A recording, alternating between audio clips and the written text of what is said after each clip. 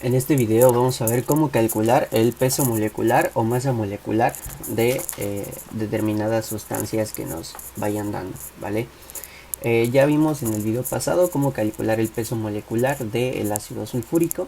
Ahora vamos a trabajar con otras sustancias. Vamos a ver que es exactamente el mismo procedimiento, solamente que decidí poner una lista de ejemplos distintos en los cuales les pueden surgir ciertas dudas, ¿vale?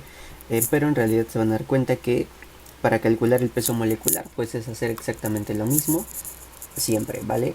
Que es hacer una lista de elementos y contar cuántos átomos hay de esos elementos, multiplicar por sus masas atómicas y hacer la suma, como en el video pasado. Entonces, bueno, vamos a empezar con este compuesto de acá, que es el ácido acético. Y tal como lo vimos en el video anterior, hay que hacer una lista con los elementos presentes en nuestro compuesto. En este caso, nosotros vemos que los elementos presentes son 3: carbono, hidrógeno y oxígeno, ¿vale? El oxígeno, el carbono y el hidrógeno, como ven, se están repitiendo varias veces a lo largo de la molécula. Sin embargo, en nuestra lista únicamente los apuntamos una sola vez, ¿vale? Carbono, hidrógeno y oxígeno, aunque se estén repitiendo. Esa repetición que vemos la vamos a poner cuando estemos escribiendo el número de átomos, ¿sale? Ahora vamos a buscar lo que es el número de átomos que tiene cada uno de estos elementos. Acuérdense que el número de átomos viene determinado por el subíndice. En este caso tenemos carbono. ¿Y cuántos átomos hay de carbono? Bueno, pues aquí se sobreentiende que el subíndice sería 1. Acá también tenemos otro carbono y se sobreentiende que su subíndice sería de 1. Entonces, si tenemos dos carbonos con subíndice de 1, pues 1 más 1 sería 2, ¿vale? Por tanto, tendríamos 2 átomos de carbono en esta molécula, ¿ok? Ahora, ¿cuántos tenemos de hidrógeno? Bueno, pues hacemos el mismo algoritmo que acabamos de hacer para el carbono. Tenemos 3 hidrógenos aquí y aquí tendríamos 1. Como tenemos 3 y 1, en total serían 4 átomos de hidrógeno, ¿ok? Y vamos por último a determinar cuántos átomos tenemos de oxígeno, ¿sale? Déjenme borrar esta parte de acá para que no...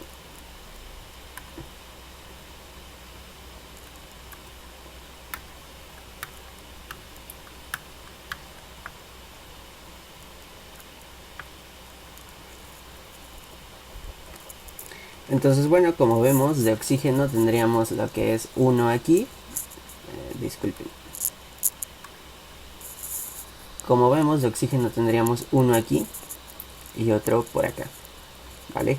En total tendríamos 1 más 1, 2. Entonces, como vemos, tendríamos 2 átomos de lo que es de oxígeno, ¿ok? Déjenme borrar estos números por acá para que no vaya a haber confusiones. Bueno, entonces ya tenemos ahí nuestro... Lo voy a poner de nuevo. Tenemos acá la lista de elementos y el número de átomos del ácido acético. Y ahora vamos a agregar la siguiente columna, que es la columna de las masas atómicas. Hay que recordar que esas masas atómicas aparecen en la tabla periódica de los elementos. Entonces, tenemos que multiplicar esos átomos por las masas atómicas. ¿Cuál es la masa atómica del carbono? Es de 12. La del hidrógeno es de 1. La del oxígeno es de 16. Y ya por último, hacemos el resultado de estas multiplicaciones y sumamos esos resultados. 2 por 12 es 24. 4 por 1 es 4. Y 2 por 16 nos da un total de 32. ¿Vale? Y al final lo que tenemos que hacer es sumar estos tres resultados y ese va a ser el peso molecular de nuestra sustancia. Entonces 24 más 4 más 16 nos queda un total de 44 gramos partido sobre mol. Ese sería el peso molecular de esta sustancia que tenemos aquí. Vamos a hacer otro ejemplo. Tenemos aquí el cloruro sódico o cloruro de sodio. Entonces en este caso igual tenemos que hacer la lista con los elementos de nuestra molécula, la lista con las masas atómicas y al final pues se multiplican el número de átomos con las masas atómicas, ¿vale? Otra cosa es que en este ejemplo puse aquí la columna del número de átomos y antes la de las masas atómicas. Aquí los puse al revés, primero el número de átomos, acá las masas atómicas. Esto para que vean que es indistinto el orden en que pongan las columnas. Al final de cuentas, si ustedes multiplican estas dos, la de las masas atómicas con la del número de átomos, pues les va a salir el mismo resultado, ¿vale? No, eso lo hago porque algunos alumnos piensan que deben de ponerlo estrictamente en este orden. Si lo ponen en este, les va a salir mal. Eso no es así, ¿vale? Es indistinto donde pongan ustedes esos dos datos. Eso nada más como aclaración por si algún alumno, por alguno que esté viendo este video tenía la duda, es exactamente lo mismo. Entonces bueno, en la lista de elementos ponemos al sodio y al cloro, ¿vale? Entonces tenemos acá al sodio y tenemos también el cloro. Vamos a poner las masas atómicas de cada uno de ellos. La masa atómica del sodio es 23 y la masa atómica del cloro es 35, que son las que pueden encontrar en la tabla periódica. Y ahora vamos como el número de átomos. El número de átomos, si se dan cuenta, es únicamente de 1 para cada uno de estos elementos, porque no hay subíndices, ¿vale? Después lo que vamos a hacer es multiplicar estas dos columnas, como en los ejemplos anteriores, poner aquí el resultado y sumar esos resultados.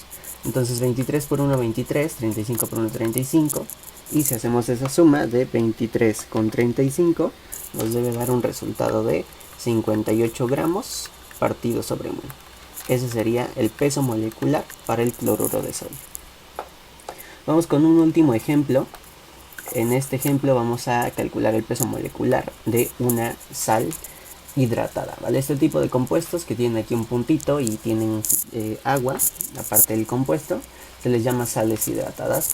Y es exactamente el mismo algoritmo para calcular el peso molecular. Simplemente que quise hacer un ejemplo con este tipo de compuestos porque muchas veces cuando ustedes ven este puntito que está acá, les suele generar confusión a algunos de los estudiantes. Y por eso, bueno, quería ejemplificar con uno de estos compuestos. Entonces, al final de cuentas es lo mismo. Tenemos que hacer una lista con los elementos presentes en nuestra molécula. Tenemos también que hacer una lista con el número de átomos que tenemos en nuestra molécula. Y también las masas atómicas de cada uno de los elementos presentes en nuestra molécula. ¿Ok?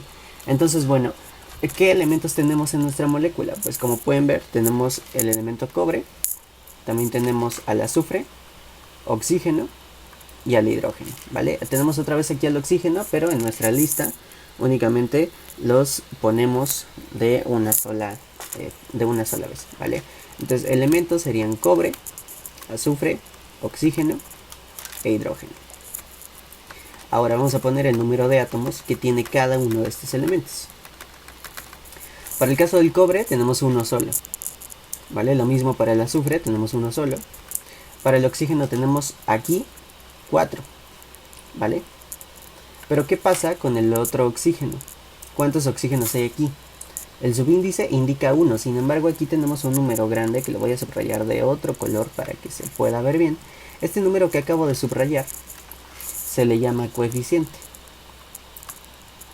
Los coeficientes van a multiplicar a todos los subíndices. Los subíndices son los números chiquitos, ¿sale? Entonces, los coeficientes van a multiplicar a los subíndices. Si nosotros tenemos un coeficiente, tenemos que multiplicarlo por el subíndice para poder obtener el número de átomos correspondientes. Entonces, si yo tengo aquí un coeficiente de 5 y aquí tengo un subíndice de, era con el oxígeno. Si aquí tengo un coeficiente de 5 y tengo un subíndice de 1, entonces la multiplicación sería 5 por 1. De tal manera que el número de oxígenos que yo tengo aquí son 5, solamente en esta parte, ¿vale? Ahora vamos a obtener los que tengo de este lado. Aquí no tengo coeficiente, solamente tengo el subíndice. Entonces únicamente hay 4 oxígenos acá. Y si aquí hay 5, entonces 4 que hay aquí más 5 que hay del otro lado, en total tendríamos 9 átomos de oxígeno, ¿sale? Entonces tenemos 9 átomos de oxígeno. Eso espero que haya quedado claro, ¿vale? Entonces déjenme borrar esta parte de aquí para no revolverlos tanto. Quedamos que teníamos entonces 9 átomos de oxígeno. Y vamos ahora con el hidrógeno. El hidrógeno es el mismo caso. En este caso tenemos hidrógeno únicamente aquí. Vemos que el subíndice es de 2, serían 2 átomos, pero tenemos un coeficiente de 5. Entonces se multiplica ese 5 por el 2, quedarían 10 átomos de hidrógeno.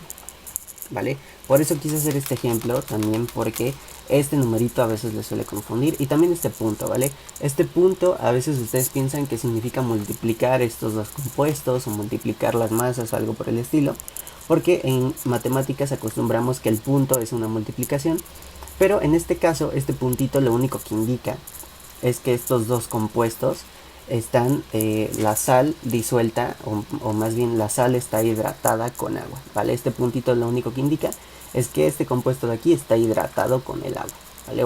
De cierta manera están ligados. No indica multiplicación, no indica otra cosa, es más bien una forma o una notación de cómo se escribe, ¿vale?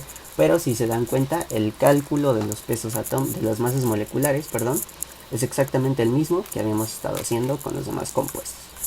Continuando con el cálculo, entonces ponemos las masas atómicas. Tenemos que buscar la masa atómica de cada uno de estos compuestos que tenemos por acá. Entonces necesitamos calcular la masa atómica de el cobre, la masa atómica del azufre, la masa atómica del oxígeno y masa atómica del hidrógeno.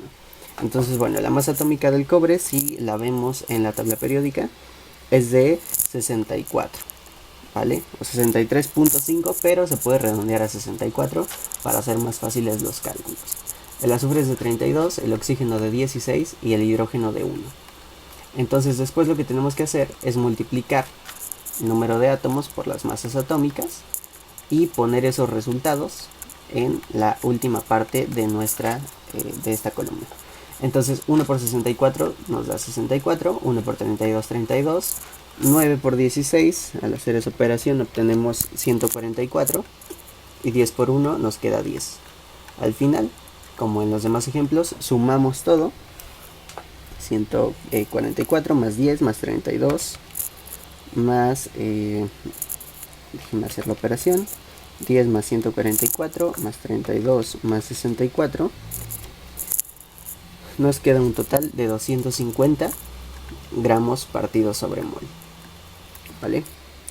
Y ese sería el peso molecular de este compuesto que tenemos acá, que es el sulfato de cobre pentahidratado.